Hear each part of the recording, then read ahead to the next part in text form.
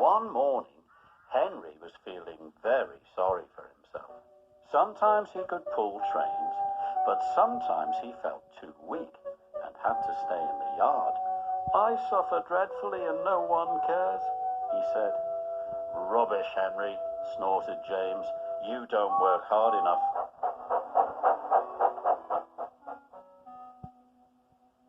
The Fat Controller spoke to Henry. "You're too expensive, Henry," he said.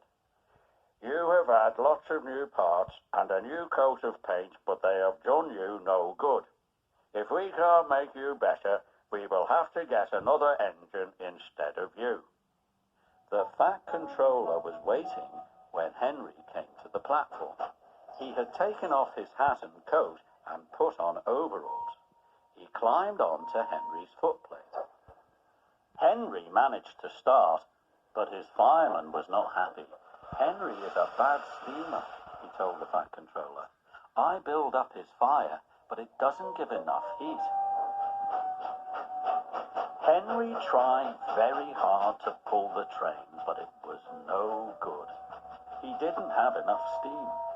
He gradually came to a stop outside Edward Station. "Oh dear," thought Henry, "now I shall be sent away. Oh dear, oh dear." Henry went slowly into a siding, and Edward took charge of the train. "What do you think is wrong, fireman?" asked the Fat Controller. "It's the coal, sir," he answered. "It hasn't been very good lately. The other engines can manage because they have big fireboxes, but Henry's is small and can't make enough heat. With Welsh coal, he'd be a different engine." "It's expensive," said the Fat Controller, "but Henry must have a fair chance. I'll send James to fetch some." Henry's driver and fireman were very excited when the coal came. "Now we'll show them, Henry, old fellow." Henry's fireman carefully made his fire. He put large lumps of coal like a wall around the outside of the fire.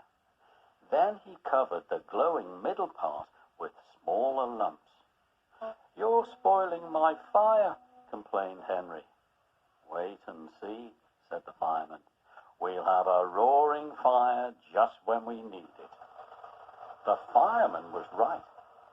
When Henry reached the platform, the water was boiling nicely. "How are you, Henry?" asked the Fat Controller. "I feel fine," whistled Henry. "Do you have a good fire, driver?" "Never better, sir, and plenty of steam," he replied. "No record breaking. Don't push him too hard, driver." "Henry won't need pushing, sir. I'll have to hold him back." Henry had a lovely day. He had never felt so well in his life. He wanted to go fast, but his driver wouldn't let him.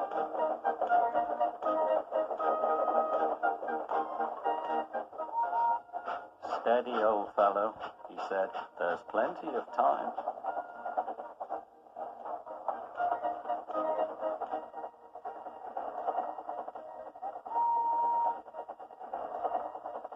They arrived at the station early.